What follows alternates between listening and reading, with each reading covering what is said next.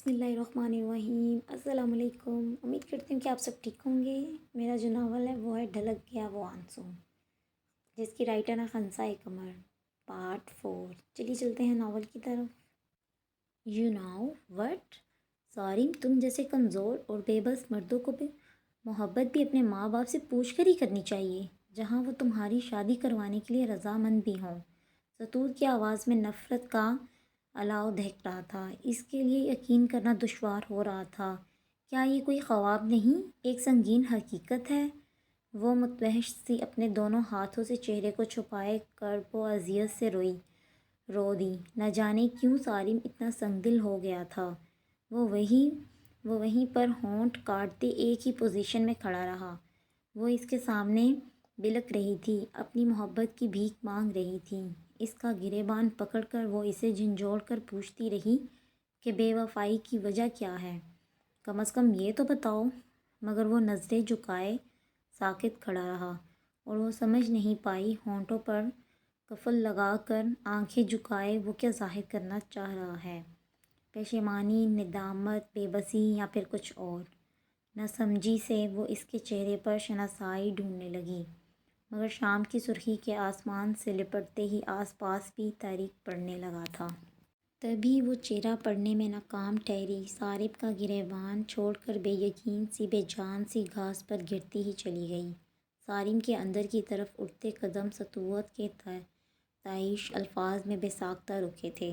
تم جیسے بزدل مرد محبت کا حق نہیں رکھتے، کسی کے جذبات سے کھیلنے کی اذیت اللہ کرے تم بھی کبھی بھگتو۔ مگر بغیر جواب دیے وہ اندر بڑھ گیا۔ ستوت اپنا آنسوؤں سے مترنم چہرہ لیے وہیں بیٹھی سسکتی رہی۔ اندھیرا ہونے کے ساتھ ساتھ اسے اپنا دل بھی ڈوبتا محسوس ہوا تھا۔ اگلا آنے والا ایک ایک دن نشتر بن کر اس پر برسنے لگا، اور وہ چپ چاپ حالات کے ستم سہتی رہی۔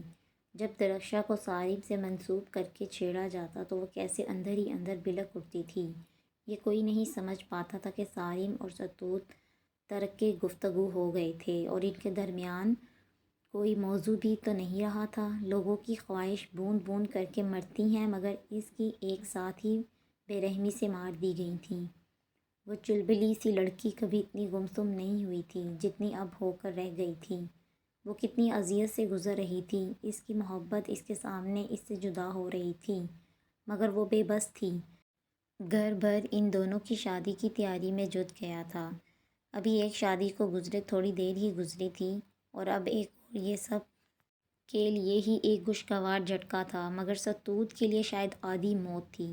سارم اور درخشاں کو ساتھ شاپنگ پر جاتا دیکھ کر وہ مرغ بسمل کی طرح تڑپ اٹھتی۔ شادی کے تمام فنکشنز پر اس کا دل بری طرح کانپتا رہا۔ وہ سراپائے غم بنی بس ہال میں پھرتی رہی۔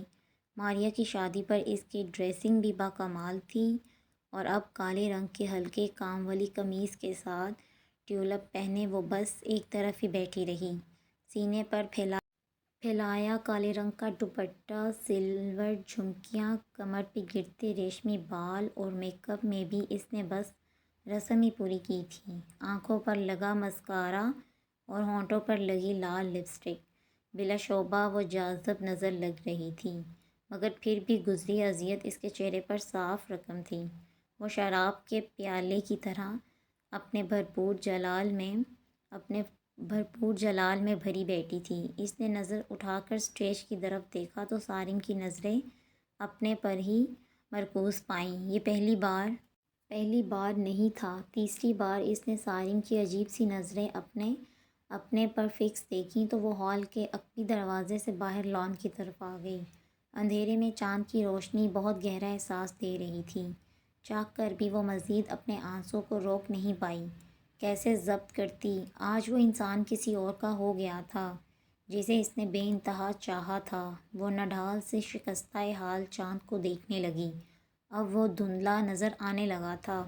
اپنی پشت سے ابھرتی آواز پر اس نے نم آنکھوں سے مڑ کر دیکھا۔ افام پینٹ کوٹ میں کھڑا اسے گھور رہا تھا۔ اس نے گڑبڑا کر نظریں چرانا چاہی، مگر نہ جانے وہ کب سے اسے نوٹ کر رہا تھا۔ تبھی بلائے تمہید بول گیا، اتنے دنوں سے اداس کیوں ہو ستوت؟ درخشاں کی شادی پر تم نے پارٹیسپیٹ بھی نہیں کیا، کیا کافی دنوں سے کچھ پریشان سی لگ رہی ہو؟ اگر کوئی بات ہے تو مجھ سے شیئر کر لو، دل ہلکا ہو جائے گا۔ آج جیسے افہام کا استحجاب بڑا تھا۔ وہ عظمیٰ کچھ پریشان ہے آج کل، بس اسی وجہ سے بھی تھوڑی اپسیٹ ہوں، نگاہیں چراتے بمشکل کہتی وہ اندر بڑھ گئی، کیونکہ وہ جانتی تھی کہ اب اگر مزید اور وہ یہاں کھڑی رہی تو واقعی وہ پوری شدتوں سے رو دے گی۔ عظمیٰ اور اس کی دوستی بنا، افہام نے مدھم مسکراہٹ کے ہمراہ سوچا اور پھر مطمئن سا اندر بڑھ گیا کہ کھودا پہاڑ اور نکلا چوہا۔ افہام نے جھٹ ہی اس کے جھوٹ کا یقین کر لیا تھا۔ ایئرپورٹ پر سب سارم اور درخشاں کو الوداع کرنے آئے تھے۔ درخشاں کا ویزا خلاف توقع بڑی جلدی ہی لگ گیا تھا۔ سب تایا، تائی، امی، افہام اور ستوت ایئرپورٹ انہیں رخصت کرنے آئے تھے۔ تایا اور تائی امی ان دونوں کو گلے لگائے ڈھیروں دعائیں دیتے رہے۔ تقریباً سبھی آنکھوں کی سطح بھیگ چکی تھی۔ افہام نے بھی درخشاں کو سینے سے لگایا، مگر شاید اسے اپنے جذبات پر پورا کنٹرول تھا، تبھی وہ بڑے ضبط سے اس جذباتی لمحے سے گزر گیا۔ ستوت نے بھی آگے بڑھ کر درخشاں کو گلے سے لگا لیا۔ کبھی کبھی قسمت ایک ساتھ ہی انسان کو سب کچھ نواز دیتی ہے۔ ستوت نے ہولے سے اس کے کان میں سرگوشی کی۔ درخشاں نے اس کی بات پر غور نہیں کیا تھا، وہ بس روئی جا رہی تھی۔ تبھی ستوت کی آنکھیں بھی جھر بہہ نکلیں۔ وہ سمجھ نہیں پائی یہ آنسو آخر کیوں؟ وہ درخشاں کی رخصتی پر رو رہی ہے، سارم سے ہمیشہ کے لیے جدا ہونے پر، یا پھر اپنی محبت کی ناکامی پر، یا پھر ان آنسوؤں میں تمام دکھوں کا امتزاج ہے؟ جو بھی تھا وہ سب کے سامنے کھل کر رو دی۔ سارم پر اس نے ایک نظر تک نہیں ڈالی۔ جب وہ سامنے شیشے کے دروازے سے اندر جانے لگے تھے تب سارم نے مڑ کر اس کی طرف دیکھا تو ستوت نے زخمی سی مسکراہٹ اس کی طرف اچھال دی، جیسے کہا ہو کہ جاؤ، تمہیں تمہاری نئی زندگی مبارک ہو۔ ایئرپورٹ سے واپس گھر جاتے ہوئے سبھی خاموش بیٹھے رہے۔ افہام گاڑی بھگاتا رہا اور ستوت بیک سیٹ پر شیشے سے باہر بھاگنے والے مناظر پر نظریں ٹکائے اس اذیت سے دو چار تھی جو کسی بہت اپنے کی جدائی پر پہنچتی ہے، جو اندر چھن سے کچھ کرچی کرچی ہونے پر روتی ہے۔ وہ تمام لمحات جو اس نے سارم کے ساتھ بتائے تھے، ان حسین پل کی تصویر اس کے دل کی لوپ پر ہمیشہ کے لیے ثبت ہو گئی تھی۔ شاید تبھی ان پل کی یادیں تھیں کہ ذہن سے بھری طرح چمٹی گئی تھیں۔ ہلکی ہلکی بوندا باندی ایک دم سے شروع ہوئی۔ سر جھٹک کر اس نے بے شمار بارش کے قطروں کو اپنی طرف کے شیشے پر برستے دیکھا۔ آسمان نے بھی شاید اس کا دکھ محسوس کر لیا تھا، تبھی وہ بھی سوگ منانے کو یوں برسنے لگا۔ تعصب سے وہ ان قطروں کو شیشے پر برستا دیکھتی رہی کہ دفعتاً اس کی گود میں رکھا سیل فون بجنے لگا۔ عظمیٰ کا نمبر اسکرین پر دیکھ کر اس نے فون کان سے لگا لیا، اور نہ جس موڈ میں تھی کبھی بھی وہ کسی اور کا فون پک نہ کرتی۔ کیسی ہو؟ سلام کے بعد عظمیٰ کی خوشگوار آواز اس کی سماعت میں اتری تو اس نے چونک کے اپنے ساتھ تائی امی اور آگے والی سیٹ پر تایا اور افہام کی طرف دیکھا، تبھی جھوٹ بول گئی، ٹھیک ہوں، تم سناؤ؟ میں بھی ٹھیک۔ کر آئے درخشاں اور سارم کو رخصت؟ ستوت کے زخم جیسے اس نے پھر کریدے تھے۔ بھاری دل کے ساتھ بمشکل اس نے سختی سے آنکھیں میچ کر گویا اپنے آنسوؤں کو اندر ہی انڈیل دیا۔ سنو، میں نے تمہیں کال اس لیے کی ہے کہ میرا رشتہ پکا ہو گیا ہے، اگلے ماہ ہی شادی ہے، اب اس کی تیاریاں شروع کر دو۔ عظمیٰ کے کھلے لہجے سے ادا کیے یہ الفاظ پتہ نہیں کیوں اس پل بہت برے لگے۔ اتنا کہتے ہی اس نے خود ہی فون کاٹ دیا۔ دل میں آگ بھڑکنے لگی تھی۔ گاڑی میں شاید آکسیجن کی کمی ہو گئی تھی۔ ماریا کی شادی سے اس کا کیسا امتحان شروع ہوا تھا؟ عجیب گھٹن، اضطرابی ہلچل اور بے سکونی سی زندگی میں شامل ہوئی تھی، اور اب بڑھتی ہی جا رہی ہے۔ نہ جانے اور اب زندگی میں کتنا سب کچھ دیکھنا باقی تھا۔ شیشے پر بارش کے قطروں کی بڑھتی تعداد کے ہمراہ اس کے دل میں ٹھاٹھے مارتے کرب و اضطراب کے طوفان میں بھی اضافہ ہو چکا تھا۔ سارم کی بے وفائی کا قصہ ستوت نے سوائے عظمیٰ کے اور کسی کو نہیں سنایا۔ کیونکہ ان تینوں کے سوا کسی کو علم بھی نہیں تھا۔ اس بارے میں دل پہ لگے درد بڑی خاموشی سے ستوت نے سہ لیے تھے، اور خاموشی سہنے والے زخموں کی اذیت بھی بند ہونٹوں سے ہی اس نے سہ لی۔ البتہ عظمیٰ اس کی شریک غم ضرور ہی رہی۔ انڈسٹری عظمیٰ نے شادی کے بعد چھوڑ دی تھی۔ ستوت کا مقصد بھی جیسے انڈسٹری جانے کا ختم ہو گیا۔ اس کی زندگی کے ساتھ کیا ہو رہا تھا، وہ پریشان ہو کر رہ گئی تھی۔ جس شخص کو اس نے بے انتہا چاہا وہ راستے میں ہی اسے چھوڑ گیا، اور اب اس کی بیسٹ فرینڈ پیا دیس سدھار گئی۔ پہ در پہ ملنے والے اتنے غم اور جدائی سے اداسیاں وزنی پتھر کی طرح اس کی روح تک کو دبائے جا رہی تھیں۔ تبھی دو ماہ بعد عظمیٰ کی موصول ہونے والی ایک کال نے اس کی زندگی کو نیا رخ دینا چاہا تو اسے جینے کی نئی امید ملی، اور وہ بھاگتی ہوئی ماما کے پاس گئی۔ وہ اس وقت دوپہر کے کھانے کے لیے سلاد تیار کر رہی تھیں۔ وہ بھی ان کے پاس وہی ڈائننگ ٹیبل پر بیٹھ گئی۔ کچھ جھجکتے ہوئے وہ گولائی میں کٹا ہوا ایک کھیرا پکڑ کر بولی، ماما عظمیٰ کی کال آئی تھی۔ وہ کہہ رہی تھی کہ اس کا ایک دیور ہے، اس کا نام اسد ہے اور اچھی گورنمنٹ کی جاب کرتا ہے۔ اس کے رشتے کی بات چل رہی ہے آج کل، اور عظمیٰ نے میرا ذکر ان کے سامنے کیا تو اب اس کی ساس رشتہ لانا چاہ رہی ہیں۔ دھیرے سے بولتے ہی ستوت نے کھیرا منہ میں ڈال لیا۔ ماما کے کام کرتے ہاتھ وہی تھم گئے تو اس نے جواب طلب نگاہوں سے انہیں گھورا۔ ستوت، تائی امی نے بھی کل تمہارے اور افام کے رشتے کی بات کی ہے۔ ماما نے جیسے بڑے آرام سے اس کے سر پر کوئی پہاڑ توڑا تو وہ شاک رہ گئی۔ اس کی زندگی میں سب امتحان ایک ساتھ ہی کیوں آتے ہیں؟ تعصب سے سوچنے کے بعد اس نے اپنا حتمی فیصلہ سنایا، کیونکہ وہ فیصلہ کر چکی تھی۔ ماما میں عظمیٰ کے دیور سے ہی کروں گی۔ ماما میں شادی عظمیٰ کے دیور سے ہی کروں گی۔ یہ میرا آخری فیصلہ ہے، اور یہ بات آپ تائی امی کو بھی سمجھا دیں۔ ستوت یکدم ہی بھڑک اٹھی اور پھر نم آنکھوں سے واپس پلٹ گئی۔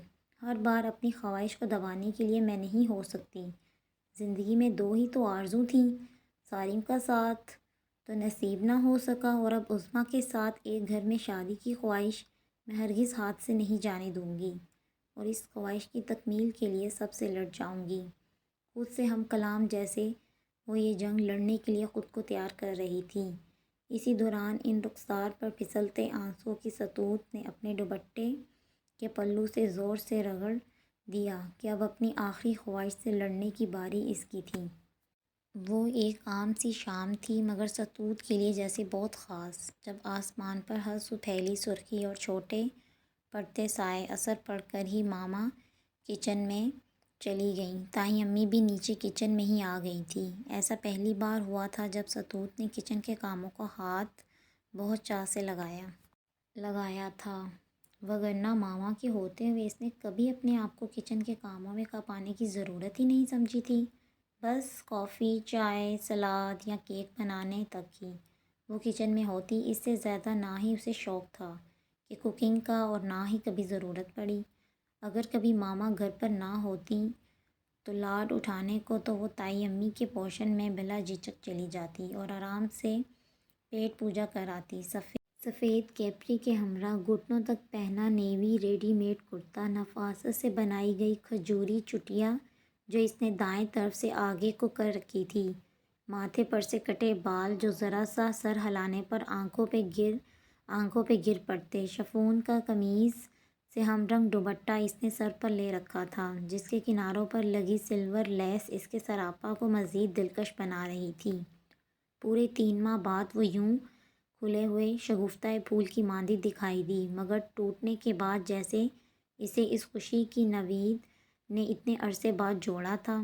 ٹوٹنے اور بکھرنے کا درد اسے ہی معلوم ہوتا ہے جو ٹوٹ گیا ہو، جس کے خواب ریزہ ریزہ ہو گئے ہوں، جس کی آنکھوں کے سامنے اس کے ارمانوں کا خون کیا گیا ہو، اور وہ اس اذیت کو تنہا برداشت کر گئی، ماں سوائے عظمیٰ کو بتانے کے۔ اس کے سامنے ہی اس نے درد آنسوؤں میں لپیٹ کر بہایا تھا، اور اب اس خواہش کو دل میں دفن کرنے کے بعد اس نے اپنی اس آخری خواہش کے لیے ایک بار پھر خود کو زندہ کر لیا تھا۔ آج ستوت کچن میں کام کر رہی ہے۔ تائی امی نے اسے شامی کباب تلتے دیکھا تو متحیر بولیں۔ وہ اس بات میں سر ہلاتی کباب پلٹنے لگی۔ کتنے ہی لوازمات ماما اور تائی امی نے مل کر تیار کیے تھے۔ تیاری میں انہوں نے اپنی طرف سے کوئی کسر نہیں چھوڑی تھی۔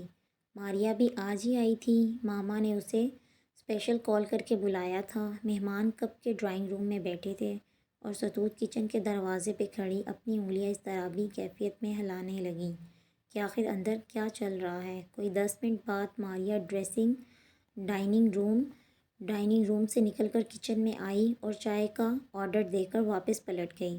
ستوت نے اسے اپنے ساتھ روکا، مگر مجال جو بہنیں مشکل وقت میں کبھی کام ہی آ جائیں۔ خیر، وہ تمام لوازمات ٹرالی میں سیٹ کرنے لگی۔ ابھی ٹی پاٹ وہ احتیاط سے ٹرالی میں رکھ ہی رہی تھی کہ اپنی پشت سے ابھرنے والی آواز پر چونک کر اس نے پیچھے دیکھا تو انجانے میں وہ کسی پر بجلی سی گرا گئی۔ ستوت، سب تمہیں بلا رہے ہیں۔ افام کی سنجیدہ سی آواز پر پہلی بار اس کی نظریں اس سے نظریں نہیں ملا پائی۔ شاید اس کی وجہ یہ تھی کہ جس نظر سے تائی نے اسے دیکھا، اس نظر سے اس نے کبھی کچھ سوچا ہی نہیں۔ بس آ رہی ہوں، وہ جھنجھلا کر کہتی برتن ٹرالی میں سیٹ کرنے لگی۔ پتہ نہیں کیوں اس کے ہاتھ کانپ رہے تھے۔ مجھے لڑکیوں کا یوں سج سنور کر کسی کے سامنے اپنے آپ کو پسند کروانے کی غرض سے پیش ہونا کتن پسند نہیں ہے، خاص طور پر ستوت تمہارا تو کبھی بھی نہیں۔ کبھی کبھی انسان کتنا بے بس ہو جاتا ہے۔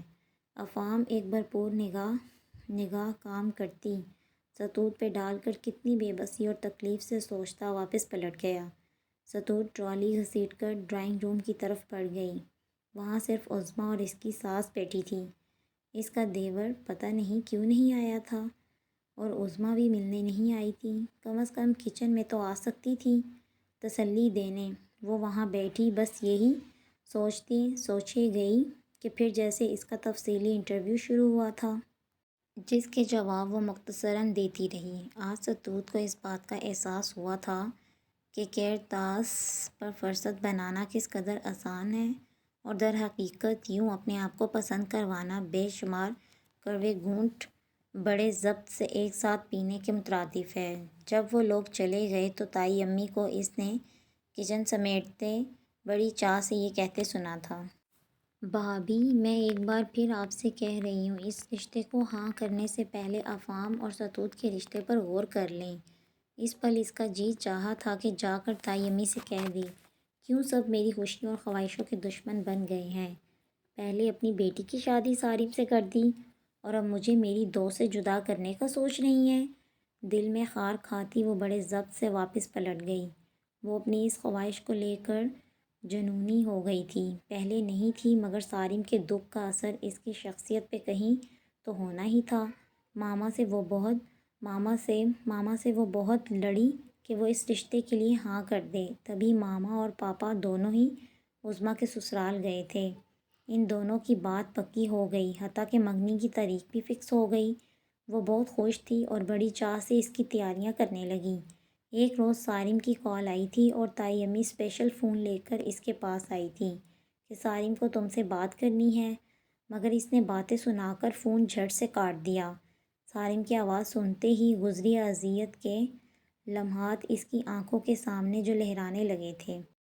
تبھی تپ کر خوب برسی سارم پر، اور وہ کچھ بول ہی نہ سکا۔ پتہ نہیں اسے ستوت سے کیا بات کرنی تھی جو یوں اسے فون دینے کو کہا۔ ایسا پہلی بار ہوا تھا، ورنہ پہلے جب بھی اس کا درخشاں کا فون آتا تو تائی امی یا افام کی سیل پر ہی آتا، اور تب بھی ستوت صرف درخشاں سے بات کرتی، وہ بھی صرف حال چال تک۔ اس نے شادی کے بعد افام سے بات نہیں کی، یہاں تک کہ دونوں کے پاس ایک دوسرے کا فون نمبر تھا، مگر رابطے تو دونوں نے کب کے ایک دوسرے سے منقطع کر دیے تھے۔ ستوت عہد کر چکی تھی کہ وہ اپنی اس نئی زندگی میں ماضی کا کوئی باب نہیں کھولے گی، اور وہ اپنے اس عہد پر قائم رہنا چاہتی تھی۔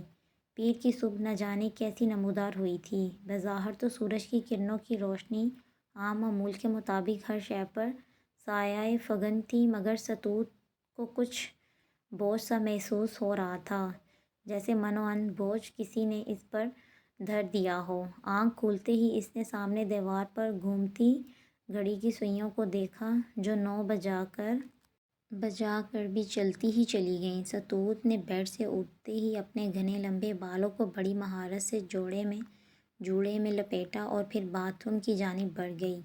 پتہ نہیں کیوں اتنی دیر سو کر اٹھنے کے بعد بھی وہ طبیعت میں غسل مندی محسوس کر رہی تھی۔ منہ ہاتھ دھو کر وہ اپنے روم سے باہر نکلی۔ ہر جانب خاموشی دیکھ کر وہ کچھ پریشان ہو گئی۔ آج جس گھر میں منگنی کا فنکشن ہو، کم از کم اس طرح سنسان تو نہیں ہو سکتا۔ ستوت ہیچ قدم اٹھاتی لاؤنج کی طرف بڑھی تو اس نے ماما کو فون کا ریسیور کریڈل پر رکھتے دیکھا۔ وہ سارم کو آوازیں دینے لگی۔ وہ سیڑھیاں اترتا جھٹ نیچے آیا تھا اور پھر بھاگتا ہوا ماما کی طرف بڑھا تھا۔ وہ شدید گھبرائی ہوئی تھی۔ کیا ہوا چچی، آپ اس طرح ٹھنڈی کیوں پڑ رہی ہیں؟ بھاگتے ہوئے اس نے ماما کا دایاں ہاتھ تھاما اور پھر بڑے اشتیاق سے بولا کہ ان کے ہاتھ واقعی ٹھنڈے ہو رہے تھے، مگر ستوت دم سادے انہیں دیکھتی رہ گئی۔ نہ جانے کیوں اس کا دل گھبرانے لگا تھا۔ افام بیٹا، ذرا مجھے ہسپتال تو لے جاؤ، بمشکل ماما نے اپنے حواس پر قابو پاتے ہوئے کہا۔ کیا ہوا، کون ہے ہسپتال میں؟ افام کی آواز میں اس مرتبہ تفتیش تھی۔ وہ فرزانہ کا فون آیا تھا، اسد ہسپتال میں ہے۔ کیا ہوا اسے؟ یہ تو جا کر ہی پتہ چلے گا۔ تفصیل نہیں بتائی فرزانہ نے، اس لیے زیادہ دل گھبرا رہا ہے۔ اچھا آپ فکر نہ کریں، میں ابھی گاڑی کی چابی لے کر آتا ہوں، پھر ہم چلتے ہیں۔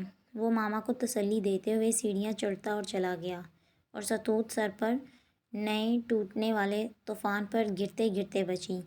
کتنے امتحان باقی ہیں ابھی میری زندگی میں، درد سے سوچتی وہی جم سی گئی۔ کچھ ہی سیکنڈ بعد افام گاڑی کی چابی لے کر نیچے آ گیا۔ ماما اور افام لاؤنج سے باہر جانے کے لیے جب اس کے قریب سے گزر رہے تھے تو وہ لاشعوری طور پر کہہ بیٹھی، میں بھی ساتھ جاؤں گی۔ وہ شاید بہت جلدی میں تھے، انہوں نے اس کی بات کا جواب تک نہیں دیا۔ افام نے تو اس کی طرف دیکھا بھی نہیں تھا۔ جب سے اس کا رشتہ طے ہوا تھا تب سے سب گھر والے اس سے اکھڑے اکھڑے رہنے لگے تھے، مگر وہ جانتی تھی کہ وہ اپنی اس آخری خواہش کے خلاف جنگ لڑ رہی ہے اور اسے سب کی خفگی برداشت کرنی ہے، اور وہ ستوت بڑے ضبط سے کر رہی تھی۔ کسی نے اسے ساتھ چلنے کی آفر نہیں کی، مگر پھر بھی وہ بڑے حوصلے سے گاڑی کی پچھلی سیٹ پر جا کر بیٹھ گئی۔ بھیگی بھیگی یادیں، بھیگی بھیگی یادیں، نہ میں جانوں نہ تو جانے، کیسا ہے یہ عالم کوئی نہ جانے، پھر کیوں ہے یہ تنہائی، کیسی ہے یہ رسوائی، غم ہو گئے تم، کھو گئے تم۔ گاڑی سٹارٹ ہوتے ہی عاطف اسلم کا گانا پلے تھا۔ ہاتھ آگے بڑھا کر افام نے والیوم کم کر دیا، مگر پھر بھی آواز دھیرے سے سماعت میں اترتی رہی۔ سارم کی یاد اس گانے کی ردم میں کسی کاٹنے کی طرح یک لخت اس کے دل میں چبھی، لیکن اگلے ہی پل وہ آنے والے وقت سے خائف ہونے لگی کہ کہیں آج پھر وہ ٹوٹ نہ جائے، اس کے خواب بکھر نہ جائیں اور آخری خواہش کی تکمیل ادھوری نہ رہ جائے۔ مضطرب بیٹھی وہ خود کلامی کرتی رہی، خود کو سنبھالتی رہی، تسلیاں دیتی رہی، مگر وہ کیا جانتی تھی کہ وہ جن حالات سے خائف ہو رہی ہے وہ پل اس کی آنکھوں کے سامنے موجود ہونے والے ہیں، اور اگلے گزرنے والے ہر پل نے اپنا آپ ظاہر کر دیا تھا۔ وہ اسٹیچو بنی ہسپتال کے پرائیویٹ روم کے باہر بند دروازے کے سامنے بے تاثر کھڑی رہی۔ دروازے کے درمیان میں لگا شیشے کا گلاس اندر کا منظر بڑا واضح دکھا رہا تھا۔ ستوت کی نگاہیں روم کے اندر سامنے بیڈ پر بے ہوش لیٹے اسد پر ٹھہر گئیں۔ اسد نے خودکشی کی ہے؟ وہ اپنی کلاس فیلو کو بہت پسند کرتا ہے اور اس سے شادی کرنا چاہتا تھا، مگر میں مانتی نہیں تھی۔ اس نے مجھے کہا بھی تھا کہ اگر آپ نے میری شادی وہاں نہ کروائی تو میں اپنی آخری حد تک بھی جا سکتا ہوں۔ مجھے لگتا تھا کہ وہ صرف ڈراتا ہے، مگر آج اس نے اپنی آخری حد بھی دکھا دی۔ یہ تھی اس کی آخری حد۔ اپنے بائیں طرف اسے سسکتی فرزانہ آنٹی کی آواز سنائی دی، جن کی ممتا اپنے عروج پر تھی، اور وہ ساتھ کھڑی ماما کو بتا رہی تھی۔ وہ سانس روکے سب سنے گئی، ساتھ ہی اس کی نظر اسد کی کلائی پر بندھی پٹی کی جانب پرواز کی، جو اوپر کی طرف سے لال رنگ کی تھی۔ خون اس میں جذب ہو گیا تھا۔ اس نے ایکس رے کرتی نگاہ سے زخم کے اندر تک کا جائزہ لے لیا۔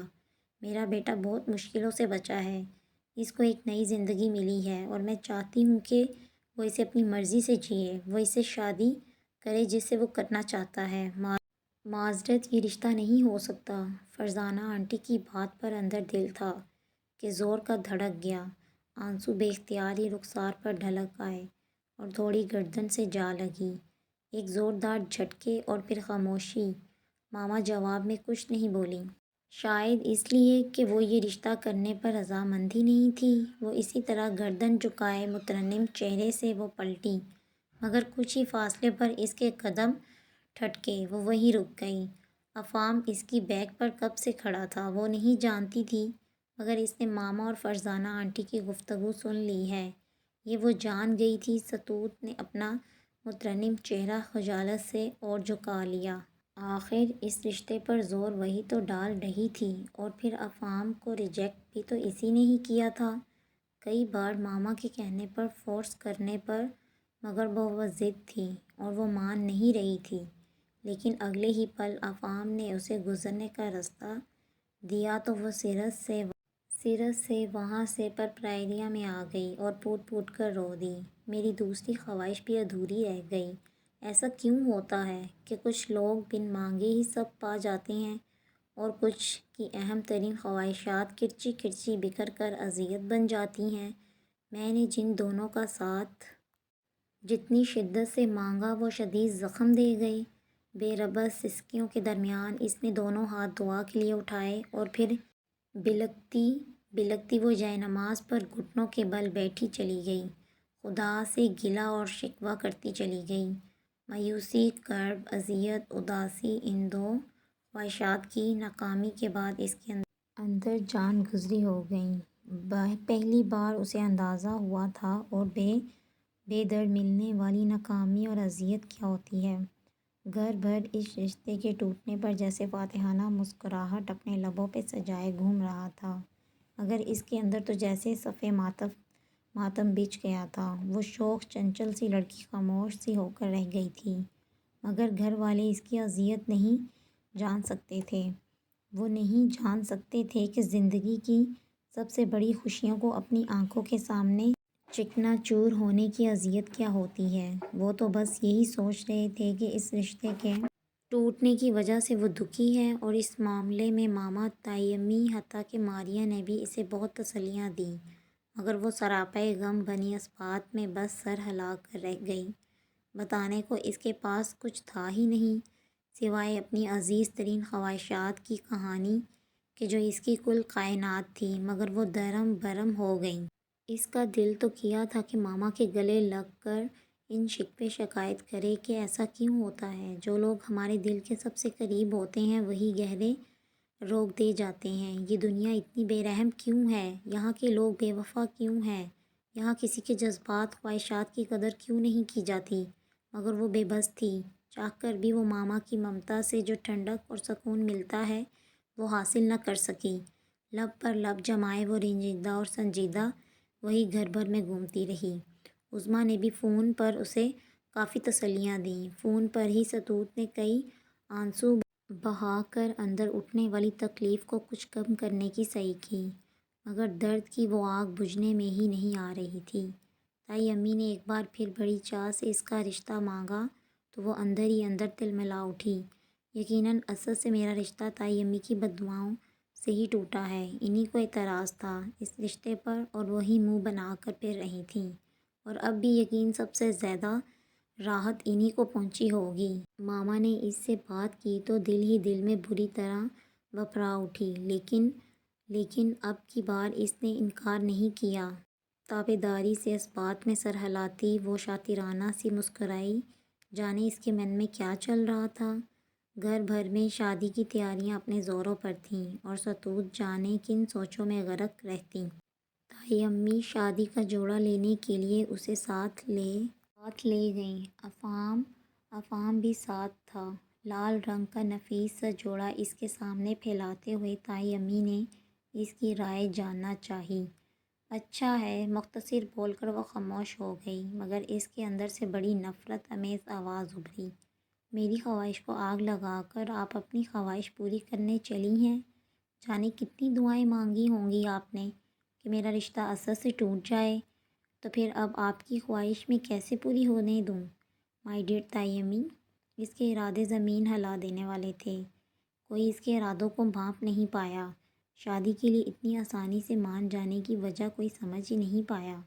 افہام سمیت سب گھر والے کے چہرے فرحت مسرت سے کیسے جگمگا رہے تھے، مگر چند دنوں بعد یہ کیسے ماندید پڑنے تھے یہ تو صرف ستوت ہی جانتی تھی۔ انگ رکھا سٹائل کی لانگ گھٹنوں تک شرٹ کے ہمراہ اس نے سرمئی رنگ کا نفیس سے کام والا بھاری لہنگا زیب تن کر رکھا تھا۔ لال رنگ کا ہلکے کام والا دوپٹہ اس کی دودھ سی رنگت پر غضب ڈھا رہا تھا، جس کے چاروں طرف سرمئی رنگ کی کڑھائی سے دوپٹے کا بارڈر بنا تھا۔ ڈائمنڈ کا ہار اس کی صراحی دراز گردن پر چمک رہا تھا۔ اس سیٹ کے ساتھ جھومر اس کے ماتھے پر اور چوڑیاں کلائی میں ایک دوسرے سے بجتی رہیں۔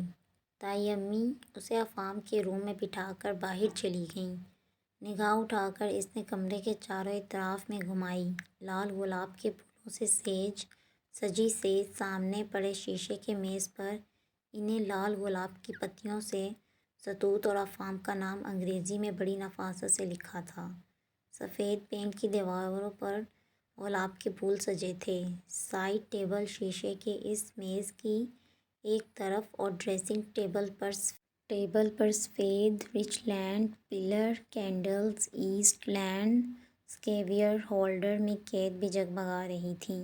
کمرے میں خاموشی، البتہ باہر گہما گہمی کی آوازیں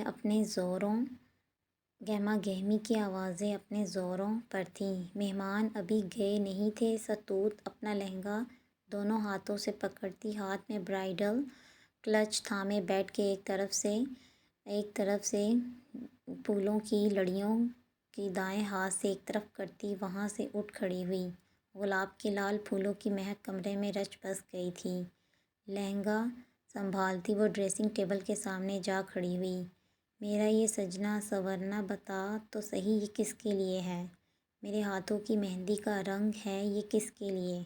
جب تیری دید نہ ہو، تیرا ساتھ نہ ہو تو پاس نہ ہو فقط پیاس ہو، پھر یہ زندگی کے رنگ، یہ سانسوں کی ڈور ہے یہ کس کے لیے؟ اپنا عکس شیشے میں دیکھ کر وہ تعصب سے اپنے آپ کو دیکھتی رہی، سوال کرتی رہی۔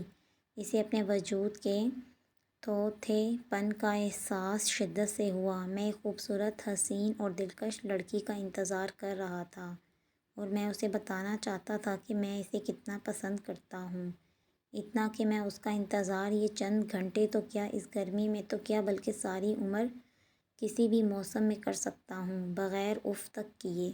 صارم کی آواز ماضی سے نکل کر اس کے گرد گھومی۔ تم نے اچھا نہیں کیا صارم میرے ساتھ، بالکل بھی اچھا نہیں کیا۔ کیوں کی تم نے بے وفائی؟ ستوت آنسوں سے جل تھل آنکھوں سے اپنا عکس آئینے میں دیکھتے ہوئے ہولے سے بڑبڑائی۔ جب میری کوئی خواہش پوری نہیں ہوئی تو میں تائی امی آپ کی خواہش پوری کیسے ہونے دے سکتی ہوں، جس کو میں نے اپنے ساتھ منسوب کیا تھا؟ اگر وہ نہیں تو میں کسی اور کے ساتھ کیسے منسوب ہو سکتی ہوں؟ وہ اپنے آپ کو ہنوز آئینے میں گھورتی رعنت سے سوچتی رہی، پھر اپنے برائڈل کلچ سے سلیپنگ پلز نکال کر ہاتھ میں مضبوطی سے تھام لیے۔ تبھی اس کی نگاہ بلنک کرتے موبائل کی طرف پرواز کی تو ماتھے پر نمودار شکنوں کے ہمراہ اس نے بلنک کرتا موبائل ہاتھ میں تھام لیا۔ 2 میسیجز ان باکس میں دیکھ کر وہ بری طرح چونکی۔ عظمیٰ کا میسیج ان باکس کھول کر اس نے پڑھا، پھر جیسے اس کو کرنٹ لگا اور وہ لڑکھڑا کر بمشکل سنبھلی۔ ستوت، میں جانتی ہوں تمہیں مجھ سے بہت سے گلے ہوں گے۔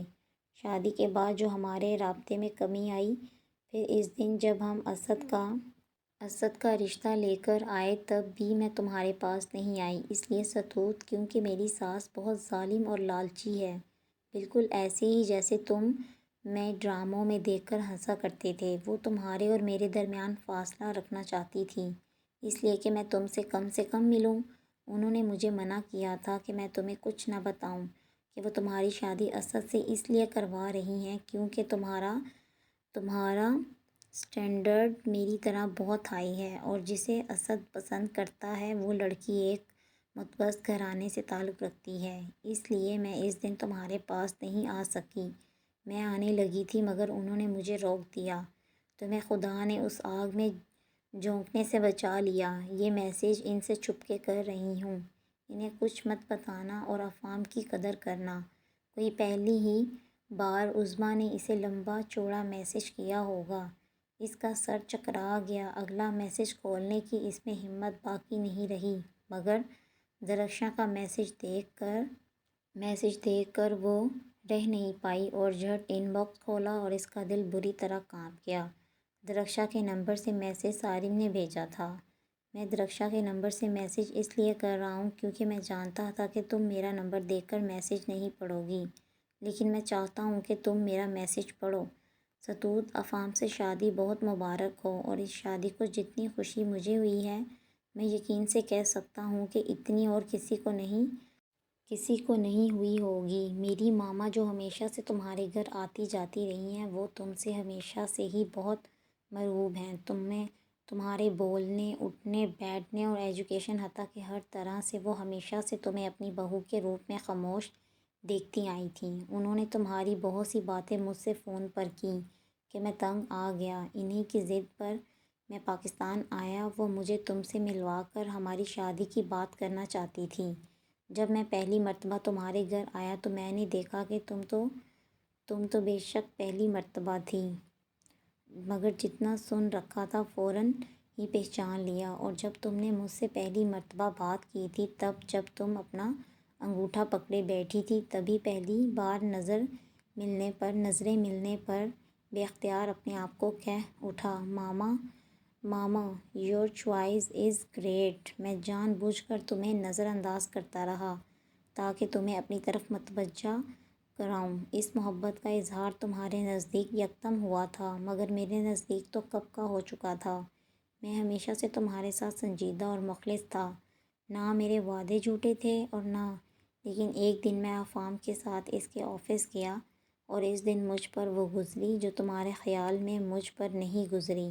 میں نے افہام کے لیپ ٹاپ کی اسکرین پر تمہاری تصویر دیکھی تو چونک گیا۔ وہ انسان جو پہلے لیپ ٹاپ کی اسکرین پر تمہاری تصویر وال پیپر کے طور پر لگاتا ہے، ایک گھر میں رہنے کے باوجود تمہاری موجودگی ہر پل اپنے ساتھ چاہتا ہے، تو سوچو وہ تمہیں کتنا چاہتا ہوگا۔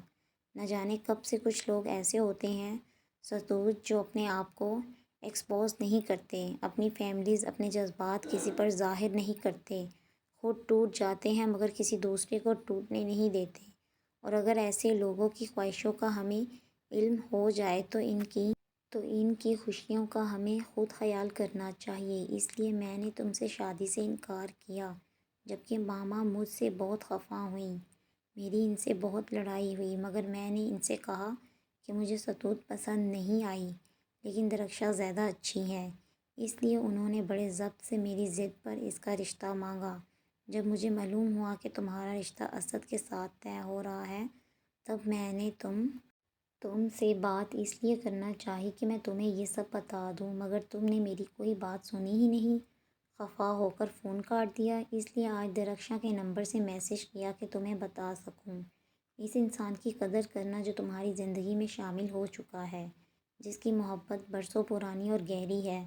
شاید وہ اب بھی تم سے محبت کا اظہار نہ کرے، مگر تم بن بولے ہی سب کچھ سمجھ جانا۔ دوسروں کی خوشی کے لیے اپنی خوشی چھوڑ دینا ہی زندگی ہے۔ میسج پڑھتے ہوئے وہ اتنے انکشافات پر ہکا بکا رہ گئی۔ افہام اور نفیسہ آنٹی کی بند کمرے سے آتی لڑائی کی آوازوں کا وہی منظر اس کے ذہن میں لہرایا۔ پھر یقین نہ کرنے کی کوئی گنجائش باقی نہیں رہی۔ اس کے تن سے گویا جان نکل گئی۔ سارم مجھے دوسروں کی خوشی کے لیے اپنی خوشی قربان کرنے کا درس دے رہا ہے، وہ جو سب کی خوشی کی پرواہ کیے بغیر زندگی سے ہار ماننے چلی تھی۔ میں نے واقعی ہر مرتبہ اپنی خواہش کے بارے میں سوچا، مگر پھر بھی خدا نے اسد سے رشتہ توڑ کر مجھے بچا لیا۔ سچ ہی ہے کہ کچھ خواہشیں اس لیے بھی ادھوری رہ جاتی ہیں کہ اس میں ہماری خوشی تو ضرور ہوتی ہے، مگر خدا کی رضا اور ہماری بہتری نہیں۔ گہری سوچ، کچھ حسرت، کچھ ملال اس کے چہرے پر نظر آنے لگا۔ سکتہ میں کھڑے اس کا چہرہ آنسوؤں سے بھیگ گیا۔ یکدم اس نے آئینے میں اپنی پشت پر کھڑے افام کو دیکھا تو نادم سی سسکتی ہوئی بے ضابط ہو کر اپنے پورے قد سے زمین بوس ہونے کو تھی کہ افام نے آگے بڑھ کر اسے سہارا دینا چاہا تو اس کے مضبوط بازوؤں میں جھول گئی۔ وہ پھوٹ پھوٹ کر کرب و اذیت سے رو دی۔ اس کی آنکھوں سے گرتے ان گنت آنسوؤں کے ہمراہ وہ آنسو بھی ڈھلک گیا جس میں شرمندگی، ندامت، پشیمانی، افسوس، پچھتاوا اور ملال تھا۔ ستوت کی مٹھی میں قید سلیپنگ پلز کی شیشی آہستگی سے پھسل کر چھین سے زمین بوس ہو گئی۔ اب کہ اس نے مرنے کا ارادہ ترک کر لیا تھا، وہ اپنی زندگی بھرپور افام کے ساتھ جینا چاہتی تھی۔ خوش وہی رہتے ہیں جو دوسرے کی خوشی کے لیے جیتے ہیں۔ اب اسے ایسے بھی زندگی جی کر دیکھنی تھی کہ دوسرے کے لیے جینے والوں کی زندگی کیسی ہوتی ہے۔